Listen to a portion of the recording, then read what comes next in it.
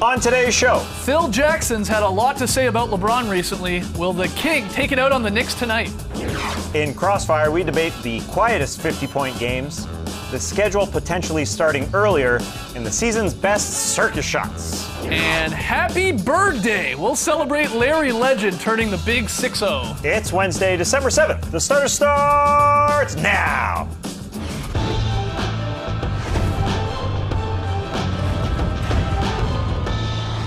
Good evening, Sweet World, and welcome to The Starters. Whether you're listening to the podcast or joining us live right now on NBA TV or a little bit later on YouTube, we're happy to have you. I'm Jay Skeets. Alongside me, as always, that's Tass Mellis. Dwayne Wade looks good in black. Can't deny it. To his right, it's the international man of mystery, taking it to the max. Wearing a sweater today, Lily. Friend. Hey, friendo. And finally, last, certainly not least, over there, it's the bearded one. It's Trey Kirby.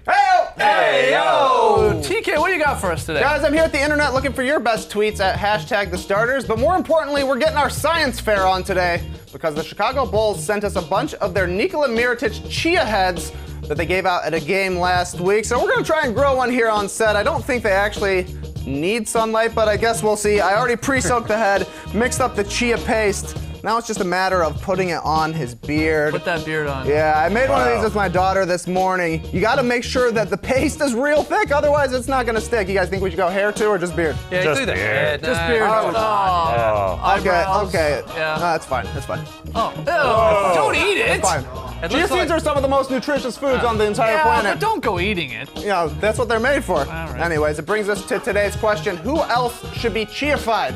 To me, Elfrid Payton of the Orlando Magic seems like a perfect candidate. The less maintenance, the better. Or if a team finally decides to honor Ricky Davis, it should be the Celtics paying tribute to his legendary blowout. Oh, or hey, cool. maybe go with November Lee Ellis, complete with his Chia Merv Hughes stash. But if you want to go with Lee, let's go full boat. And make sure to include his chia arms. Good boy, yeah. Looking good, Lily. Well, we want to hear from you, so let us know on Twitter. Who else should be chia-fied? Send us your best tweets to #TheStarters, and I'll just be snacking over here. So Functified. well, chia-fied. Yeah, sure. On tonight's show, I'm a purist. we got Crossfire. Tass and I will go head-to-head, and we're going to celebrate Larry Bird turning the big 6-0. We'll have some fun with that. But let's start with a little 3-on-3 because there's a lot of games on tonight. Trey, take it away. Yeah, 10 games on the schedule, but I've got questions about just 3 of them. It's 3-on-3. Tonight, LeBron James and the Cleveland Cavaliers head to Madison Square Garden for the first time since Knicks president Phil Jackson's unfortunate posse comments. He's got a little extra motivation, and he's done it in MSG twice before. But will LeBron go for 50 tonight? No, he's silencing critics with his passes this year. He's doing it without scoring. 50 passes tonight. 50 assists. He's going to have at least 50 passes. Yeah, 50 at least assists. 50 passes in this one. 14 years in his career. This is his 13th highest scoring average. He's not scoring a ton. He's letting the Currys do that, letting the Durants, the Westbrooks do that. He's dominating the game without scoring a ton. And that's his forte. That's who he is this year. He's a career high in assists. He's 4th in the NBA right now at 9.2. That's how he's silencing people, and that's how he gets his guys going. I think that's what LeBron wants to do night in and night out. You got to remember where this game is, though. It's at Madison Square Garden. This is the venue that brings out the best, and some of the best we've ever seen. For sure. Michael Jordan, Kobe, always played well there and had notable performances. And LeBron, Trey mentioned, he's already had 2 50-point games. I think tonight would be a perfect opportunity for him to go out there and try to get another one. Yeah, the Knicks are playing well. Yeah. The Knicks are playing really well they right really, now. especially at home. But this is how he thinks of his team. He wants to get Kyrie going. He wants to get his guys going. And that's why he's passing so much. Again, at 23.9, this would be his 13th highest total.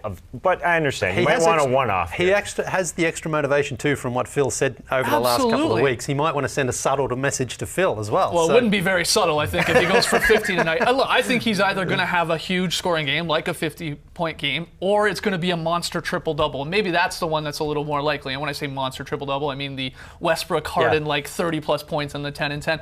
LeBron's not wired, I don't think, like a Jordan or a Kobe, where he uses any little slight for motivation. But I can't remember, and you tell me if I'm wrong, I can't remember seeing LeBron as angry as he was from those Phil Jackson's posse comments.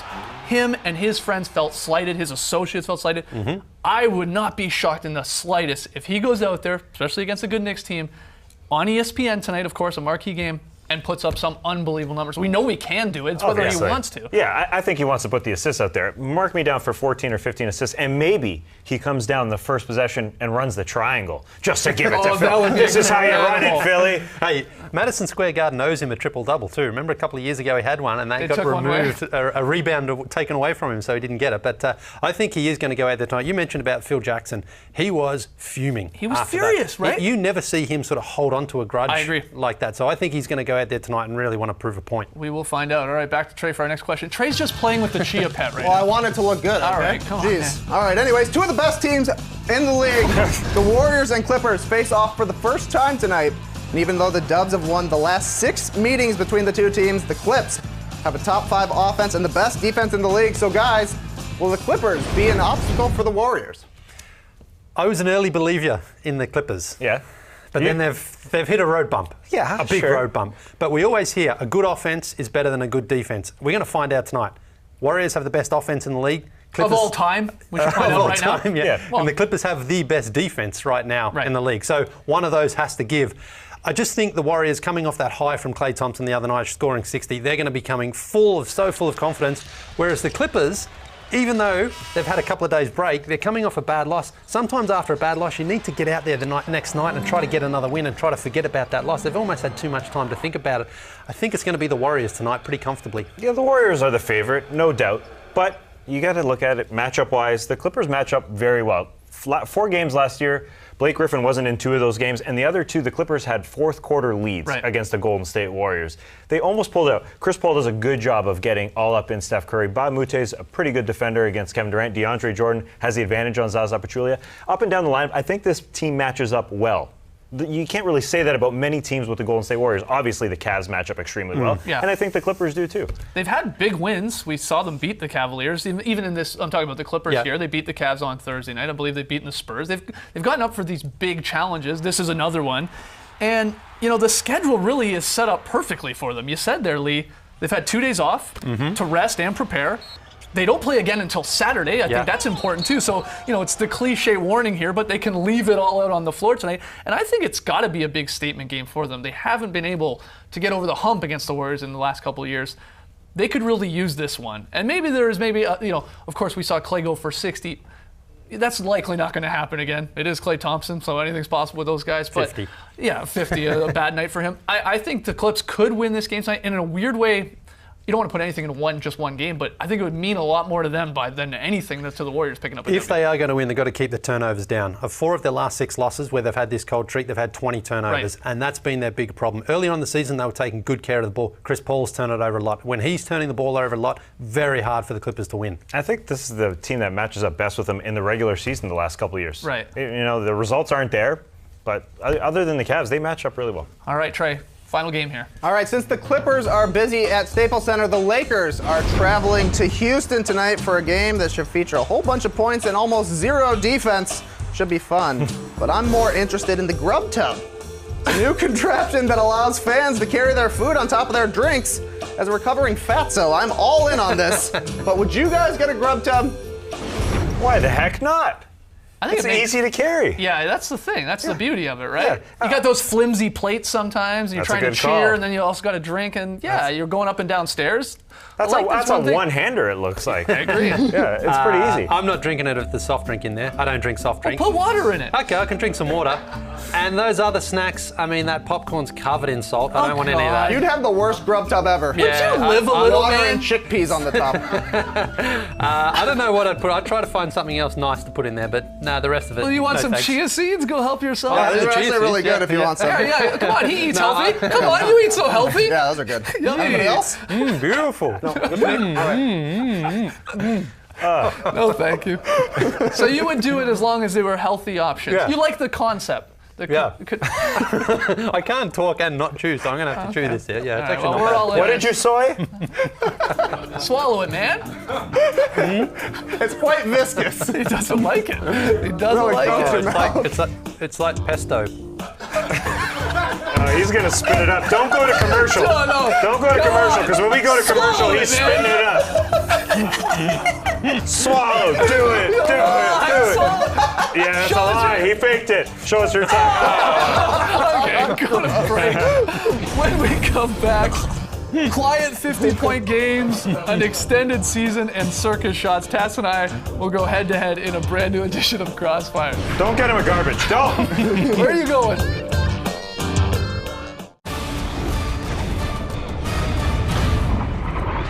Yeah!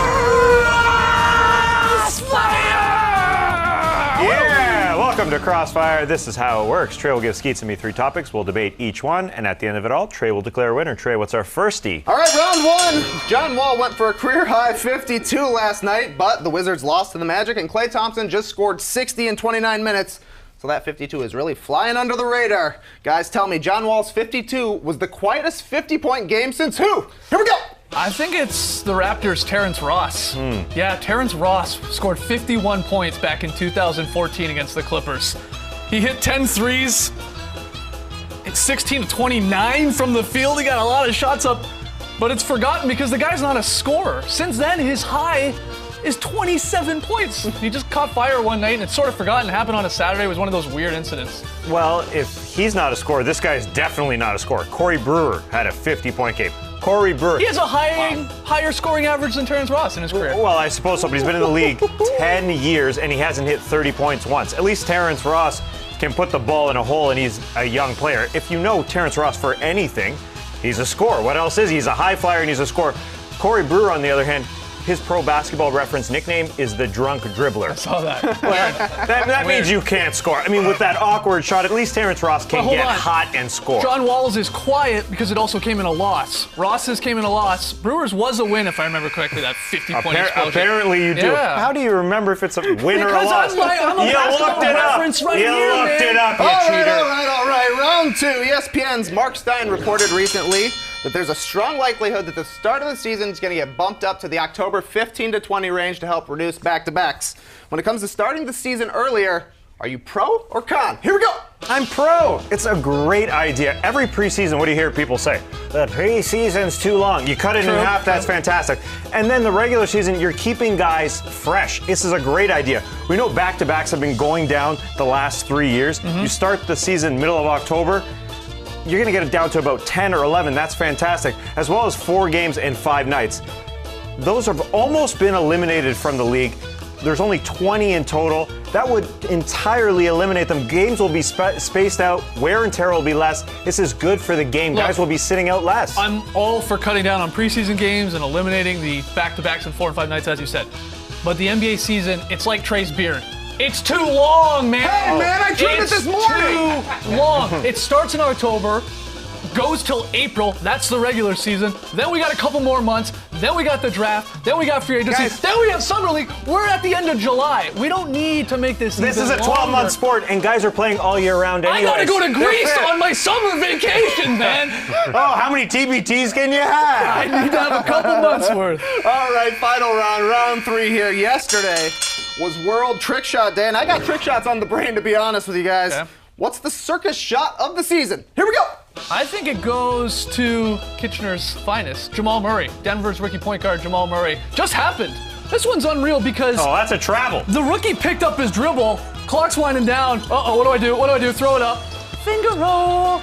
More like That take is 2 steps. Pretty, Whoop, whoop, whoop. No one calls traveling in this league anymore, man. So I go with Jamal Murray. He's playing well over the last 9 or 10 games after not hitting a shot through the first, 4 games of the season. I'll go Jamal. He got Rookie of the Month, surprisingly. I'm going to go with another rookie. Memphis' Troy Williams. Happened Tuesday night. This is fresh on the brain here. This is a real trick shot. There's no travel here. He just falls down and throws it in. The awareness. He looks like the drunken dribbler. Yeah, he does. And it goes in. He's a high flyer usually. He finds the bottom of the bucket. I find that glorious. And again, no infraction on the play. There's no travel. I'm still upset that Lee Ellis won our trick shot battle. Same. Yeah, Same. you should be embarrassed whoever voted for Lee Ellis doing a shot that his grandmother could do. Oh, back pocket like this. The winner today. You better believe it. Yes. Wow. Came out of the dark just like Lee Ellis. Our camera guy called that one. Unbelievable. All right, we got to take a break. When we come back, we're going to celebrate Larry Bird turning 60-year-olds today. Don't go anywhere. You're watching The Starters.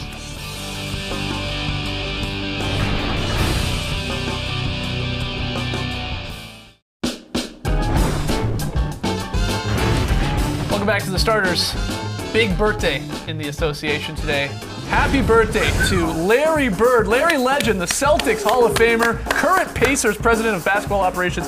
Larry Bird turning the big 6-0. Hope he's celebrating somewhere by cracking an ice cold Budweiser. Yeah, he loves the Budweisers. Yeah, for sure. Lee, I know you're going to want to start this one. Favorite Larry Bird moment? Do I only get one? There's a lot to pick from. I'm going back to 1991, Game 5 of the first round of the Eastern Conference playoffs. Indiana versus Boston. It's a testy series. In Game 5, Larry dives for this loose ball, cracks his head in the first half, leaves the game. Right. The Pacers actually take the lead in the third quarter. Larry comes back out. This is legendary stuff. Right. I mean, he probably wouldn't have even been able to come back out these days. He would have failed the concussion protocol. Comes out in the third quarter, fourth quarter, turns the game around, wins it for the Celtics. They go on to win the series.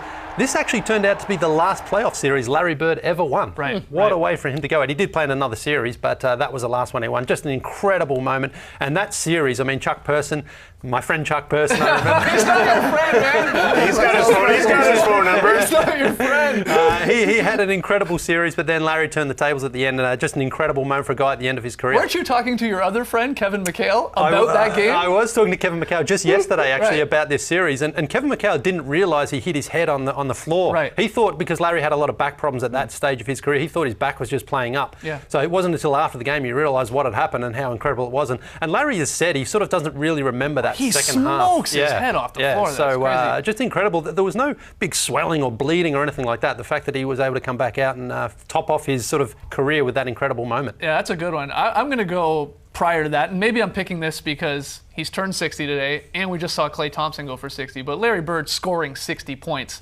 against the Hawks in that legendary battle. The one where he's killing the Hawks so much that the Hawks players on the bench are reacting like, oh my God. He scored 33 points in the final 14 minutes on the court, and that included the final 18 points from the Celtics. And this is a weird one. It was off-site. It was in New Orleans. That's the Hawks were playing some of their home games in neutral site, I guess, in a way, that season.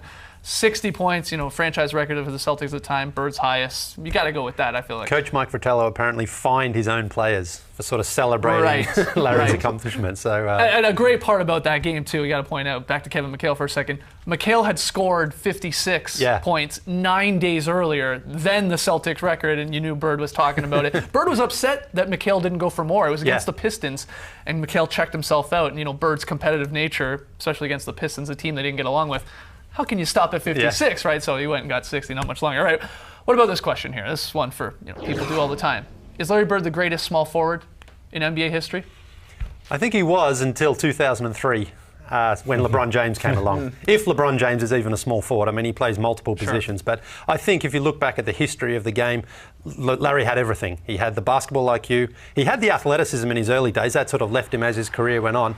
He had the clutch moments. He delivered all the time. He's got the rings. He's got the rings. He was a three-time MVP. Legendary haircut, legendary mustache. He was the 80s in the Eastern Conference. He was. I mean, he along with Magic Johnson, of course, really did blow the league up in the 80s. I mean, they just had such a great rivalry. And I mean, he's without question. I mean, we know he's already in the Hall of Fame. Right. It just really comes down to personal opinion. But I think what we've seen from LeBron over especially the last few years, a 4-time MVP, LeBron's probably overtaken him as a small forward. But again, LeBron is probably the second best player we've ever seen. You agree with that? It's hard to argue. At this point, we're going a decade back. I wouldn't say 2003 when he walked on the court, but a few years later, especially the last. It's always ridiculous to compare them.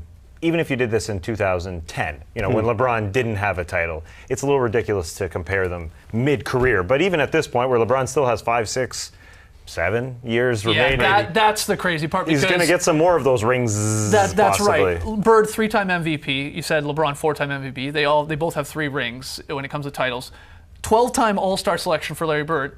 LeBron's already at that. Yeah. And how many more does he tack on to that? Like, LeBron could really have a Kareem Abdul-Jabbar-like career. Yeah. Where he's amazing right when he came in, and he's amazing when he leaves in year 17, 18, 19. I mean, it could really go that. And Larry said if he'd taken better care of his body, especially with the modern technology now, he could have prolonged his career. Sure. But he wasn't able to at the time. Fun question we usually do here when we're sort of looking back at players. Is there a modern-day version of Larry Bird? Is it LeBron James? Is that the closest thing? What do you think? I'd have to say yes, but I mean LeBron is just so much more powerful. That's the biggest difference. That's why it's modern day. The shooting, the defense, the athleticism is different, but Larry was the best front court passer until LeBron came into the league. Like you're saying, Lee, LeBron doesn't really play a position. He plays every position. And Larry was sort of the same way. Yeah. They would play inside, they'd play outside, they would initiate the offense, they would post up, but no matter where they were on the court, LeBron and Larry, the offense is running through them, and it's going to find the ball's going to find them, and they're going to find somebody to make a play after that. So I think that those two, they don't look alike at all. They don't play alike at all, but the way that they influence the game is pretty similar. Yeah, the way they came into the league, it was just 25 years later, so guys were working out a hell of a lot more. And obviously LeBron has it in his genes, but guys lifted. And Bird stays, you look at those legs, they're bird-like. You go lift the Budweiser. LeBron's got other parts of his games that stand out more, but the passing, I think, is very underrated and very much like Larry. Happy birthday, Larry. There's a lot of candles on there, apparently. It's all right. We got to take one more break. When we come back, Lily's very solid play. Don't go anywhere.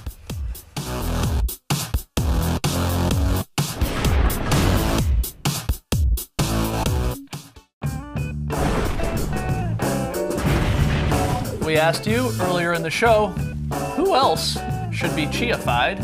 Like Elfrid Payton there. You hit us up on Twitter, #TheStarters. Trey, you have a few of the best answers. Yeah, a lot of Trey Kirby and James Harden answers, but here are some other ones. Matthew says Rasheed Wallace. It'd be impossible to replicate that bald spot. Not bad. Similarly, Mazman says if you want to save a buck, go for the Manu Ginobili Chia pet. Oh, wow. Brad says a Chia Anthony Davis, bro. I can actually see that happen. Good. That's a good idea. Dan says Dwayne Shintius, a legendary mullet. I think he called it the lobster. Best answer, however, was Noah, who says, I think Skeet should be a Chia pet. We can all see what he would look like with a beard since he can't grow one. Oh! Snap. Got me, man. What are you talking about? It's coming real nice. Yeah, that's looking 2 months. 2 months, guys. Last night's pick'em play, we all had the Knicks, and we were all right. Pretty rare here on the starters. Tonight's game, great game. Obviously on ESPN, it's the second game of their doubleheader. Warriors-Clippers. I'm taking the home team. I'm going Clips tonight. I think they finally get a win against this Warriors team. The other three guys going with the dubs. Good luck to all. Lily, VSP. We are going to Utah, and it's Bobo from the Bobo through to Dante, who finishes with a beautiful layup. Look at it again here. Bobo was fantastic in this game. This is just one of his old Spurs passes, really. Through traffic, through to Dante. That's a layup. That's what I call a very solid play. Australian too, Dante, there. Oh, he sure is. I like how you got that in there. I think we have some fan signs, Lily. Yes, we do. The first one comes from Enrique and his brother at the Raptors game on Monday night. Unfortunately, this sign couldn't get the Raptors over the line against the Cavs. And then Denzel and his buds put together this multi-layered sign in Miami last night. And they're memeing the heck out of us, guys. What? Look at that. We've got me and Trey doing the beeps. Oh, the beeps! And a banana. And then Skeets and Tass get crying Jordan memed. Oh, because we didn't get invited Didn't get to the in the All-Star Celebrity Game. Celebrity Game, yeah. So great job. Keep those signs coming, everybody. Yeah, get them in. #TheStarters, @TheStarters. We're back tomorrow, 6 p.m. Eastern. See you then. Thanks for joining us, folks. And remember, real bros feed each other protein. Brace the night, people. Oh.